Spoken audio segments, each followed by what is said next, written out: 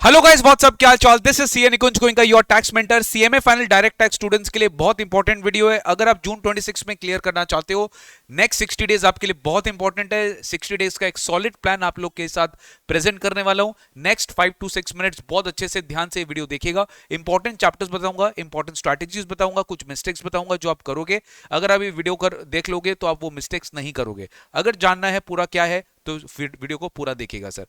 60 days to crack CMA final DT बहुत होता है 60 डेज। अगर आप अच्छे से 60 डेज में अच्छे से प्लान कर लेते हो तो आपको समझ में आ जाता है कि exactly how to do it. Okay, तो मैंने 60 डेज को 4 भाग में डिवाइड किया है। 4 फेजेस में ये 60 डेज को आपको प्लान करना है। हर फेज में आपको 15 डेज का मौका दिया जाएगा टू प्रूव योरसेल्फ कि उस 15 डेज में हमें उस फर्स्ट फेज में क्या क्या करना है। फिर 15 days phase 2, 15 days phase 3 and 15 days phase 4, exactly 60 days है। और लास्ट 10 डेज का एक बोनस फेज है हमारे पास जिसको हम यूज करेंगे, यानी कि जून महीने में। अप्रैल पूरा, मई पूरा और लास्ट के जून महीने में हम लोग 10 डेज को कैसे यूज करना है फाइनलिटी में, वो भी मैं आपको समझाऊंगा। तो guys, to help you to make the most of this 60 days, please watch this video till the end.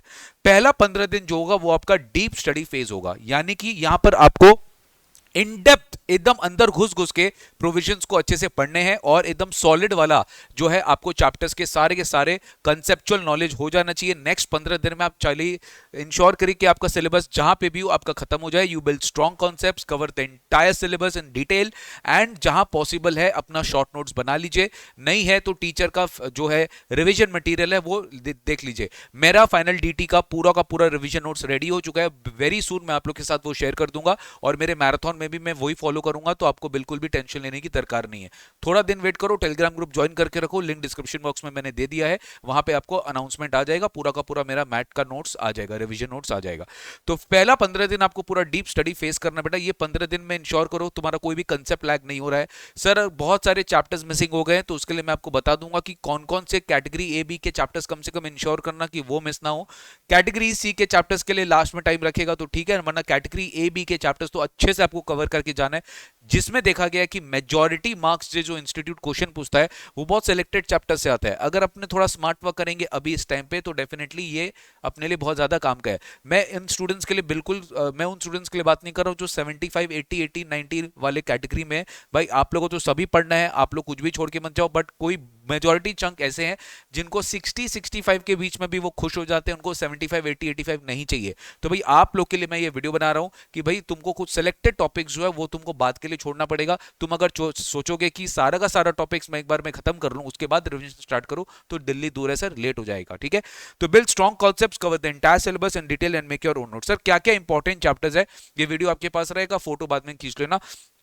पहला जो कैटेगरी ए वाले चैप्टर्स है उसमें पीजीबीपी बहुत इंपॉर्टेंट है। टैक्स रेट्स, टैक्स रेट्स मतलब हर तरह का टैक्स रेट्स, चाहे वो न्यू रेजिम हो, चाहे वो ओल्ड रेजिम हो, चाहे वो कंसेशनल रेट हो। जैसे कंपनी का भी ऑल्टरनेटिव रेट होता है, 115 बी ए भी है, बी डबल ए भी है, और बी ए बी भी है, B S C, B A D, B A, जितने भी रेट्स है ये सारे के सारे कोऑपरेटिव सोसाइटी, इंडिविजुअल एचयूएफ सबके कंसेशनल रेट ऑफ टैक्स है। आपको एक्जैक्टली आइडिया होना चाहिए कि इसका क्या रेट ऑफ टैक्स है, क्या सरचार्ज मैंडेटरी है, क्या सेस है, किसमें क्या डिडक्शन एग्जेम्पशन नहीं मिलता है।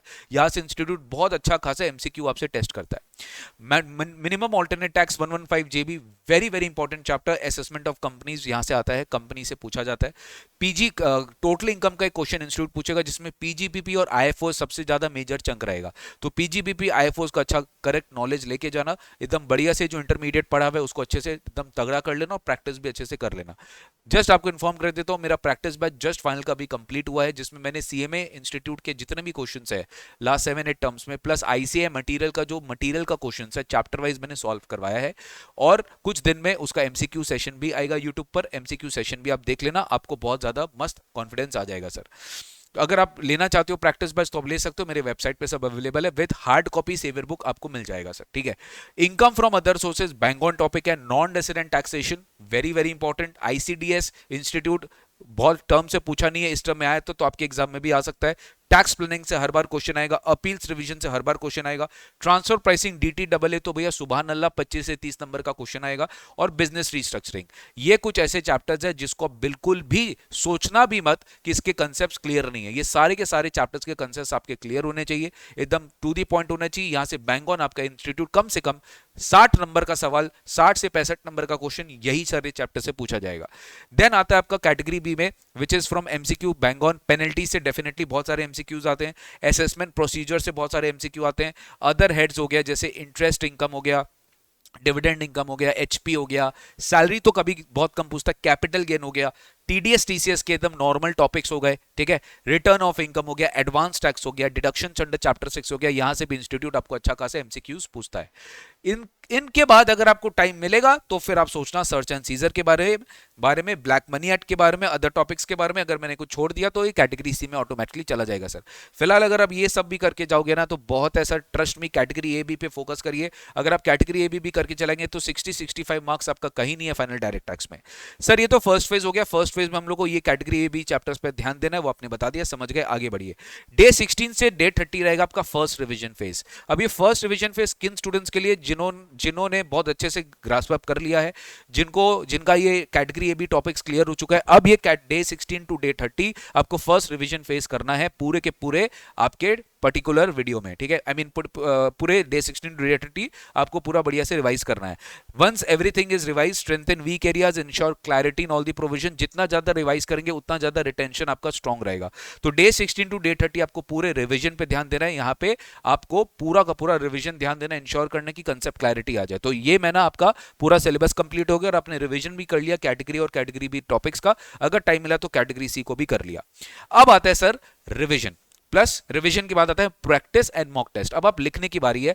मे मंथ पूरा लिखना है, डेली लिखना है, डेली लिखना है, इंश्योर करना है कि डेली लिखना है, प्रैक्टिस करना है, मॉक टेस्ट करना है। सर यहां पे मैं आपके साथ जुड़ जाऊंगा। मे मंथ में आपको मेरा फाइनल डीटी का, मेरा practice sessions, mock test paper सब कुछ चालू हो जाएगा। अभी मैंने करंट मंथ में इंटर का कंप्लीट कर दूंगा, फिर फाइनल का मैं नेक्स्ट मंथ से स्टार्ट करूंगा, जिसमें मैक्सिमम आरटीपीज, एमटीपीज, पीटीपीज जितना भी सॉल्व करना है, फुल लेंथ मॉक टेस्ट दीजिए, कॉन्फिडेंस बूस्ट करिए। तब तक आपके ऊपर काफी सारा हद तक कॉन्फिडेंस आ जाएगा। इसके लिए टाइम देना पड़ेगा, वरना sir December 26 is the last attempt for Income Tax Act 1961, Income Tax Act 25 पढ़ना पड़ जाएगा जून 27 में, जो मैं नहीं चाहता कि आप पढ़े। अब Income Tax Act 1961 पढ़ के निकल जाओ, उसके बाद हम लोग Income Tax Act 25 का एक फ्री ट्रांजिशन बैच आप लोग के लिए ले आएंगे, आप बिल्कुल भी टेंशन मत लो। डे 46 टू डे 60 आता है सेकंड रिवीजन फेज। तो सर पहला 30 दिन खत्म हुआ, 31 टू 45 फिर 1.5 महीना में आपको प्रैक्टिस और मॉक टेस्ट फेस करना है। मतलब पूरा मॉक टेस्ट देते रहेंगे, पूरा 15 दिन में प्रैक्टिस करते रहेंगे। लास्ट का जो 15 दिन है ना, यहां पे अपने कुछ मॉक टेस्ट भी देंगे और अपने कुछ सेकंड रिवीजन के लिए भी टाइम लेंगे। इसको बोलते हैं स्ट्रीट स्मार्ट, कि सर एक ही सीरीज को तुम 2 बार रिवाइज कर लेगा तो तुम्हारा रिटेंशन बहुत अच्छा सॉलिड हो जाएगा सर, ठीक है।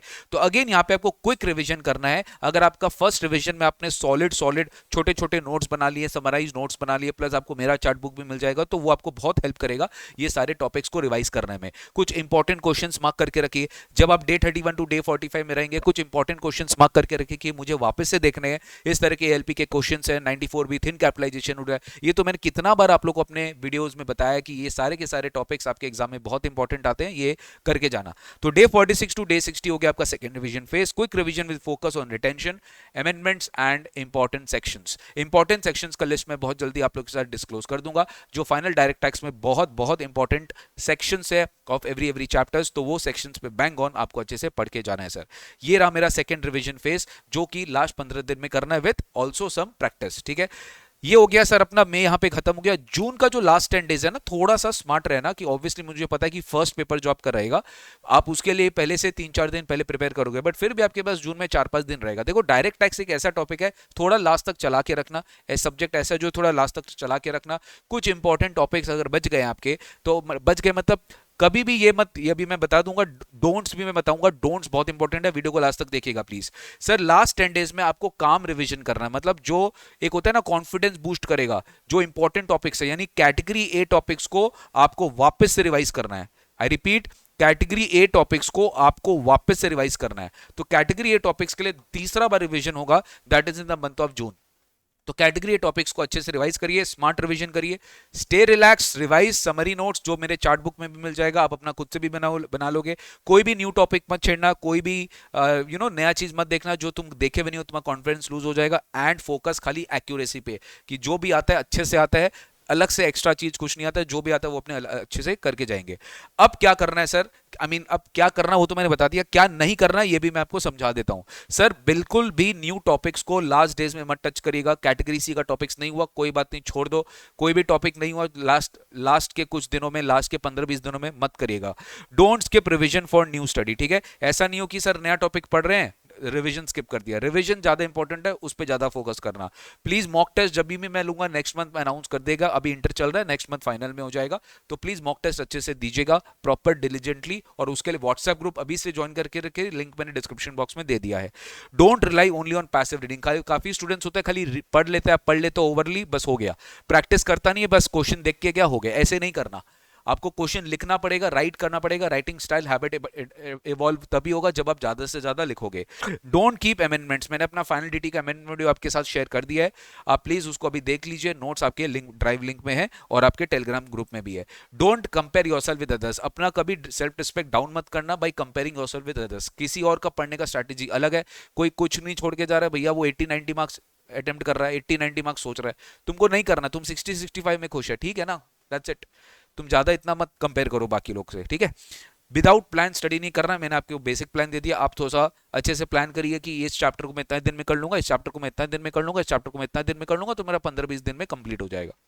Don't panic over pending syllabus. अगर कोई सिलेबस छूट भी जाता है कि यार मेरा तो कंप्लीट नहीं हुआ, 2-4 दिन एक्स्ट्रा लग रहा है, कोई बात नहीं, थोड़ा सा झेल लीजिए। कभी ऐसा लगता है कि नहीं यार बहुत ज्यादा टाइम लग रहा है, पैनिक मत करिए, पैनिक करके आपका लॉस ही होगा। आपको बेस्ट यील्ड निकालना है out of that current situation, what best you can do the best and just flow with the natural phase of life.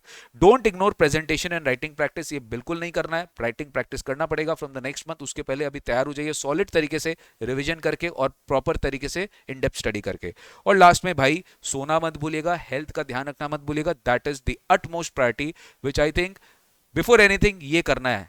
अगर आप इतना ज्यादा टेंशन ले लिए, स्ट्रेस ले लिए, पढ़ पढ़ के एकदम पागल हो गए हैं, बट आप लास्ट मिनट में अपना हेल्थ को कॉम्प्रोमाइज कर दिए, तो आप एग्जाम देने ही नहीं जा पाएंगे। मैंने बहुत सारे स्टूडेंट्स को देखा है जो इस तरीके से फंबल किए लास्ट में, तो ये गलती आप कभी मत करिएगा सर।